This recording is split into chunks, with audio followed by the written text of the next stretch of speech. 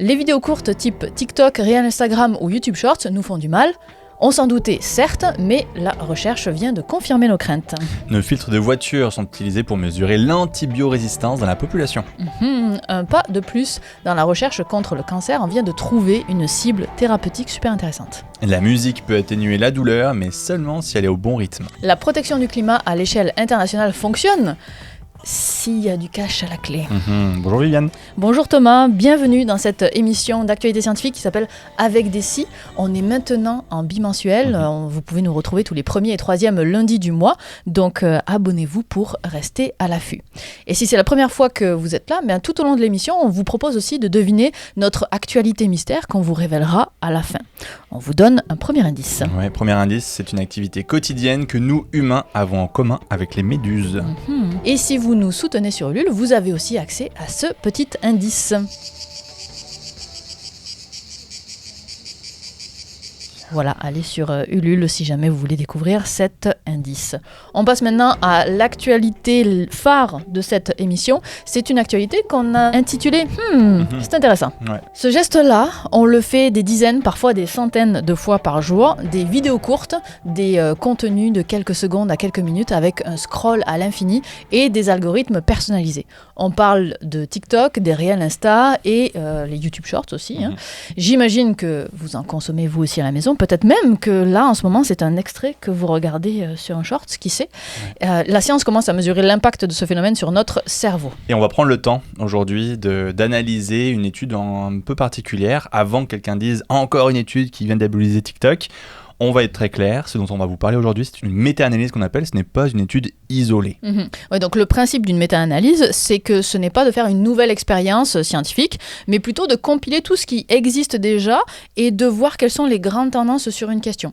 Ici, en l'occurrence, on parle des vidéos courtes. Est-ce qu'elles ont un effet sur notre cerveau ? On parle quand même de 71 études analysées avec près de 100 000 personnes et l'équipe de recherche de l'université Griffith en Australie a regroupé tous ces résultats quantitatifs des effets prouvés dans les études existantes avec des critères bien précis.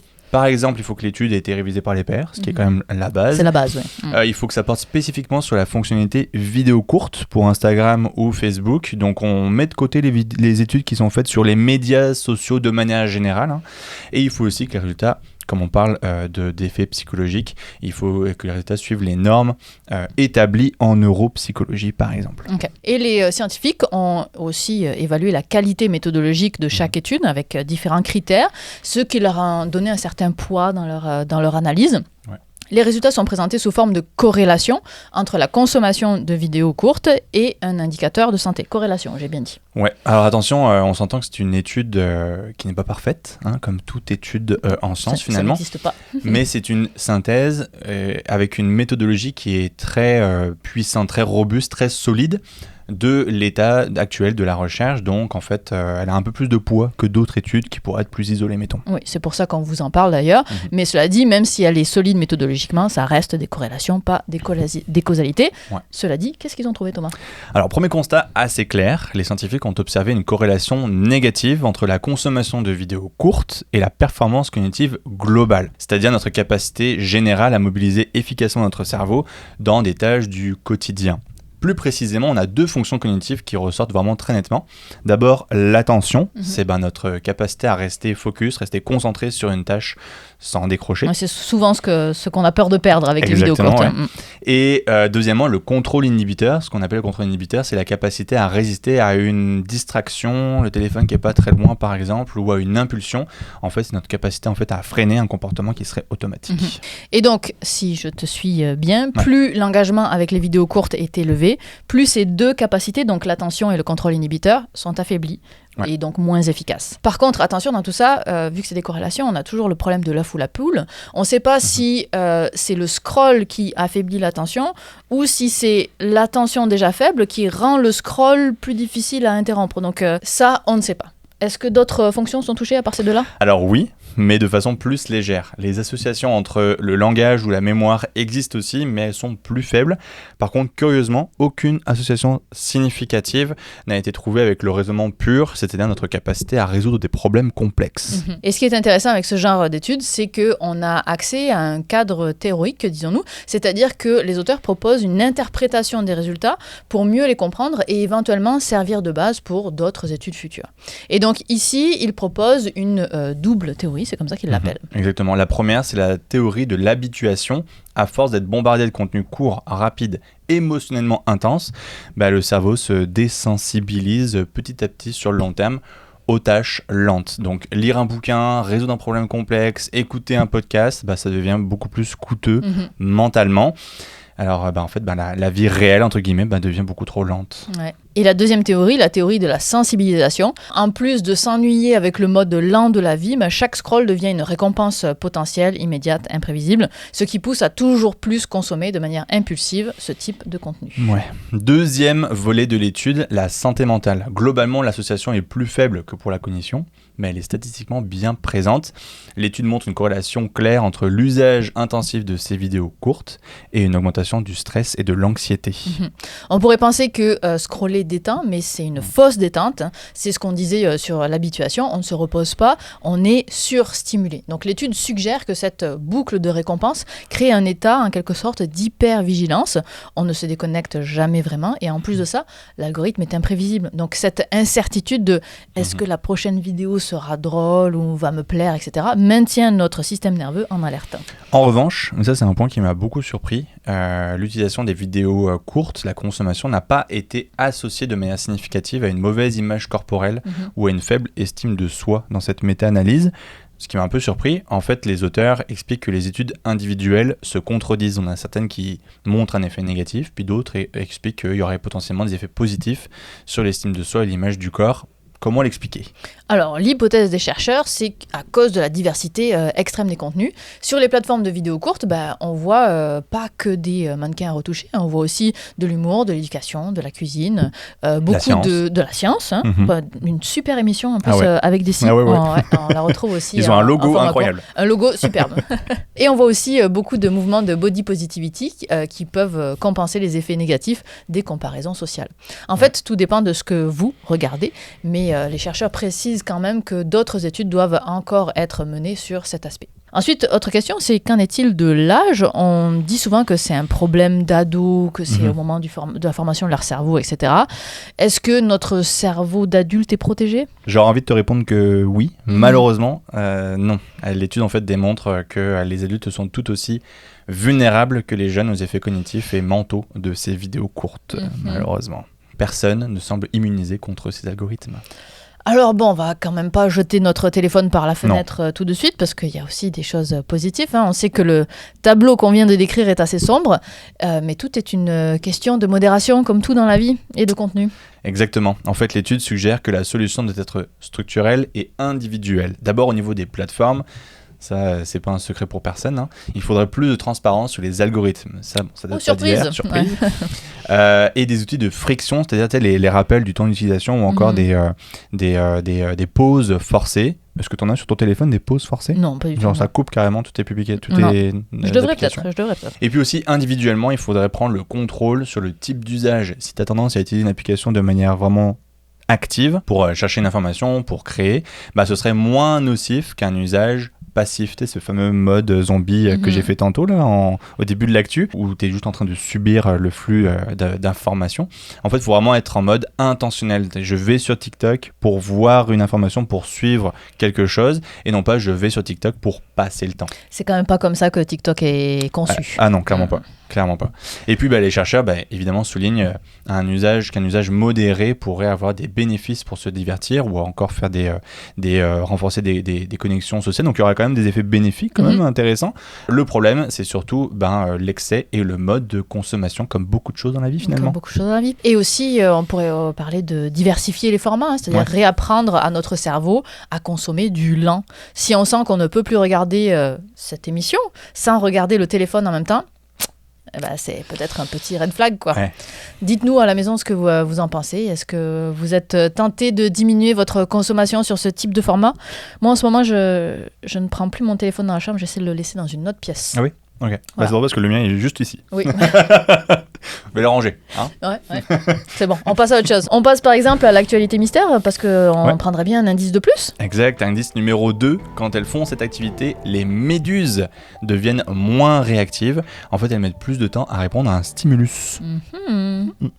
Et dans la précédente émission, vous avez présenté votre moyen de nous soutenir via notre page Ulule. Merci à tous et à toutes pour votre soutien. Mais continuez à nous soutenir parce qu'on n'est pas encore dans un seuil de rentabilité. Donc on vous remercie beaucoup pour votre enthousiasme et on espère que vous et d'autres allez continuer à nous soutenir. Et d'autant plus que maintenant vous avez des avantages sur Ulule. À partir de 3 €, donc c'est le premier palier, vous êtes dans les remerciements de la vidéo. On va inaugurer ça dans cette vidéo-là. Vous verrez ça à la toute fin. Donc merci à ceux qui nous suivent pour 3 € par mois. Ouais, et pour 5 € par mois, on vous donne des petits bonus. Donc on fait une vidéo un peu plus longue, non coupée de la vidéo qu'on tourne là et qu'on dépose sur YouTube. Cette fois-ci, vous avez accès aussi un petit peu aux coulisses. On vient un petit peu vous donner un peu plus de critiques, donc une vidéo plus longue et aussi un indice supplémentaire pour les personnes qui seraient vraiment intéressées par l'actualité mystère, qui veulent plus d'informations. Et quand on dit que la vidéo est non coupée, disons qu'elle est moins coupée parce que par exemple quand la caméra surchauffe ou ce genre de choses, on va vous le couper même pour Ulule quand même parce que ça peut être long sinon. Et troisième palier, à 10 €, vous avez on débloque le droit de vote. Et d'ailleurs, si vous vous abonnez là d'ici demain, vous pourrez voter pour la photo du mois prochain. Donc là, vous voyez, ce sont 4 photos qu'on vous propose sur Ulule et ça va être à vous de choisir laquelle on traite d'ici le mois prochain. Donc on vous laisse influencer le cours de l'émission en votant. C'est quand même cool. C'est quand même très cool. Ouais. Et si vous ne pouvez pas nous soutenir financièrement, pas de stress, aucun problème. Mais s'il vous plaît, essayez de partager cette émission à foison. Pourquoi ? Parce que le nombre de vues d'une vidéo, c'est ça qui détermine notre capacité à aller chercher des sponsors. Et il faudrait qu'on soit à minimum 70 à 100 000 vues de moyenne pour arriver à faire financer un petit peu. Les vues, c'est encore très inégal d'une émission à l'autre.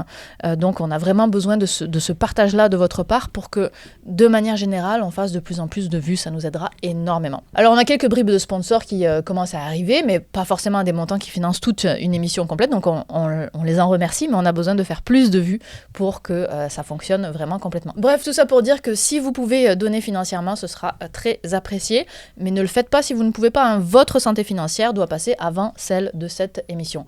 Mais ce que vous pouvez faire par contre, c'est partager et abonnez-vous, évidemment. Ça va énormément nous aider. Merci d'avance. Et on poursuit avec une collaboration avec Québec Science. Et oui, justement, Québec Science, c'est un magazine québécois d'actualité scientifique et de vulgarisation destiné au grand public. Et chaque année, il propose un concours dans lequel vous pouvez participer pour choisir la découverte de l'année. Et pour l'occasion, l'équipe de Québec Science nous a proposé une collaboration pour vous présenter les 10 découvertes de l'année 2025. Dans l'émission précédente, on vous a présenté les 5 premières, voici les 5 dernières. À vous de choisir votre préféré et de voter. On vous met toutes les informations en description. Et on commence avec la 6e découverte, un parachute en papier inspiré de l'art japonais. Ça vous dit quelque chose ça ? Ah oui, ça nous dit quelque chose. On en avait parlé justement dans l'émission de décembre dernier et il se trouve que ça fait partie des découvertes de l'année. On vous fait un petit résumé quand même. Une équipe de recherche a trouvé une solution élégante à l'instabilité des parachutes en s'inspirant du kirigami, qui est un art japonais de découpage de papier. Ils ont conçu des prototypes de parachutes qui sont des simples disques en réalité de papier ou de plastique qui sont parsemés de nombreuses petites fentes réalisées au laser. Et lorsqu'il est largué dans les airs, le disque se déploie en forme de cloche inversée. Et contrairement au modèle classique de parachute qui oscille à cause des gros tourbillons d'air, ce modèle Kirigami force l'air à passer dans ces petites ouvertures, ce qui permet de stabiliser la chute. Et on obtient une descente qui est rectiligne, ce qui facilite la prédiction du point d'atterrissage. Et lors des tests, l'équipe a réussi à larguer une bouteille d'eau à un point précis depuis une altitude de 60 mètres. Ce système est léger et peu coûteux et pourrait être intéressant, notamment pour le largage d'aide humanitaire ou de matériel médical dans des zones isolées. Et si vous voulez en savoir plus et surtout voir le prototype de Viviane, n'hésitez pas à aller voir l'émission de décembre. On continue avec la 7e découverte, surveiller les bactéries dans l'air grâce aux filtres de voiture. Ouais, exactement, tu sais, c'est les fameux filtres d'auto, ce sont ceux qui permettent de filtrer, empêcher la poussière, le pollen d'entrer à l'intérieur de ta voiture. Eh bien, ils contiendraient également des bactéries présentes dans l'air de la région où la voiture circule. Et en fait, une équipe a analysé près de 500 filtres provenant de 51 localités canadiennes. Alors, pourquoi aller fouiller dans des filtres d'air d'auto usagés ? Eh bien, pour cartographier l'une des plus grandes menaces sanitaires mondiales, l'antibiorésistance. Ça se produit lorsqu'un antibiotique ne parvient plus à tuer certaines bactéries parce que celles-ci sont porteuses de gènes de résistance aux antibiotiques. Donc en récupérant les bactéries qui sont présentes dans les filtres d'Otto, eh bien on est capable de savoir quelles bactéries sont résistantes à tel endroit du Canada et ainsi établir un profil d'antibiorésistance dans le pays. À noter qu'il n'existe aucun outil de surveillance environnementale de l'antibiorésistance dans l'air, donc c'est une grande première. Oui, puis l'étude montre que plus la population humaine et le bétail sont denses dans une zone, plus l'air contient des bactéries de ce type. Donc cette méthode sonde l'environnement global, fermes, usines, eaux usées, etc., sans devoir déployer des capteurs spécifiques et ultra sophistiqués. C'est donc un outil de surveillance environnementale massif, économique et facile à mettre en place. Qui aurait cru que des filtres d'Otto pouvaient donner autant d'informations et être aussi utiles ? Moi, je trouve ça fou. Là. J'ai hâte de voir si ça se met en place. On continue avec la 8e découverte et on change de registre. Bloquer un interrupteur moléculaire du cancer. Ouais, tu sais, les cellules de notre corps en conditions normales, entre guillemets, se divisent régulièrement pour former d'autres cellules. C'est ce qu'on appelle la mitose.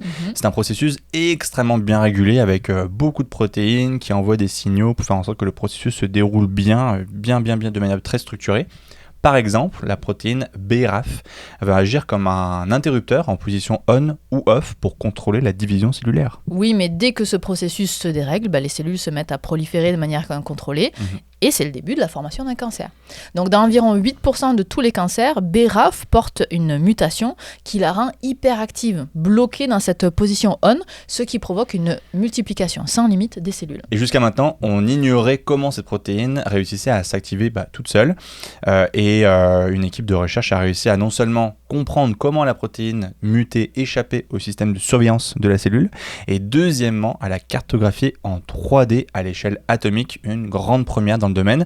En fait, ce qui se passe, c'est que la protéine mutée va se contorsionner en 3 dimensions pour porter une sorte de déguisement pour imiter la forme active normale et tromper la cellule. Et surtout, les chercheurs ont pu identifier une classe de médicaments capable de forcer la protéine à reprendre sa forme inactive. Et en bloquant ce signal, ils parviennent à provoquer la mort des cellules cancéreuses, donc une découverte qui est vraiment importante et qui ouvre la voie à des thérapies beaucoup plus ciblées et efficaces. Affaire à suivre. Ouais, puis ça me fait plaisir de voir que le projet d'anciens collègues du laboratoire, il avance et qu'ils réussissent à publier, c'est trop chouette. Donc je les salue s'ils m'écoutent ici. Donc c'est des collègues à toi ? Ouais, un peu des petits souvenirs. C'est drôle, hein, chaque émission, pas chaque émission, mais ça nous arrive régulièrement de retrouver d'anciens collègues chercheurs dont on parle du travail, donc cool. C'est très chouette. On continue avec la 9e découverte, atténuer la douleur grâce au bon tempo musical. Ouais, on le sait que la musique adoucit les mœurs, en tout cas c'est ce qu'on dit, mais pourquoi certains morceaux fonctionnent mieux que d'autres ? Une équipe de recherche s'intéresse au concept de rythme de production spontanée. C'est une sorte de métronome qu'on a à l'intérieur de nous qui serait propre en fait à chaque personne et on peut le mesurer simplement en demandant à quelqu'un de marquer la cadence d'une comptine. Ah oui, dans l'étude, les chercheurs ont d'abord mesuré ce métronome interne chez 60 volontaires, puis leur ont infligé une douleur légère par la chaleur. Et pendant l'expérience, les participants devaient écouter une musique dont le tempo est soit ajusté à leur métronome interne, soit légèrement plus rapide ou légèrement plus lent. Et tout le monde devait noter l'intensité de la douleur ressentie selon les situations. Résultat, la musique réduit la sensation de douleur de 5 à 10%, ce qui est quand même pas mal. Mais quand le tempo de la musique correspond exactement au rythme interne de la personne, la réduction totale atteindrait 10 à 20%. Intéressant. Ce phénomène illustre la résonance neuronale. En fait, selon les chercheurs, lorsque le tempo musical se rapproche des oscillations neuronales cérébrale et qui est notre rythme interne, eh bien le cerveau serait influencé de façon optimale par les mélodies et ça aiderait ensuite à limiter le signal de la douleur. Et cette découverte permet d'envisager des thérapies musicales personnalisées pour aider les patients souffrant de douleurs chroniques ou aiguës. Vive la musique! Ben oui. On termine avec la 10e découverte, le climat protégé grâce au commerce. Ouais, et on parle de politique mondiale, c'est très très rare qu'on aborde ce genre de sujet dans Avec Desi. C'est parce qu'il y a de la science derrière. Effectivement. Pourquoi certains accords environnementaux fonctionnent et d'autres pas du tout ? C'est la question que s'est posée une équipe de recherche qui a décortiqué 600 47 traités internationaux portant sur tous les sujets environnementaux possibles, déforestation, pêcherie, déchets dangereux, tout y est passé. Oui, sa conclusion est assez claire. La vertu ne suffit pas, ce sont les clauses commerciales qui font respecter les engagements. Par exemple, le protocole de Montréal en 1987, il avait pour objectif de réduire et à terme d'éliminer certaines substances qui détruisent la couche d'ozone. Ce protocole a réussi car seuls les membres avaient accès à des privilèges économiques exclusifs. Il y avait des incitatifs importants, assez, pour pousser d'autres États à signer le traité pour ne pas être désavantagés par rapport à la concurrence. Alors qu'à l'inverse, des accords comme Kyoto ou Paris, plus consensuels et sans incitatif fort, eh bien, ils ont produit des résultats beaucoup plus limités. En fait, l'étude démontre que les États agissent par intérêt. Les entreprises des pays signataires adoptent des règles strictes pour devancer la concurrence et les non-membres finissent par signer pour ne plus être exclus des avantages commerciaux. You know, business is business. Oui. Un projet comme ça permet de donner une feuille de route concrète pour les futurs traités climatiques. Pour sauver la planète, il faut impérativement lier les objectifs environnementaux à des leviers économiques commerciaux puissants et concret. Antopumon n'est pas vraiment surpris de cette conclusion ? Pas vraiment. Encore fallait-il le démontrer dans une étude. Tout à fait.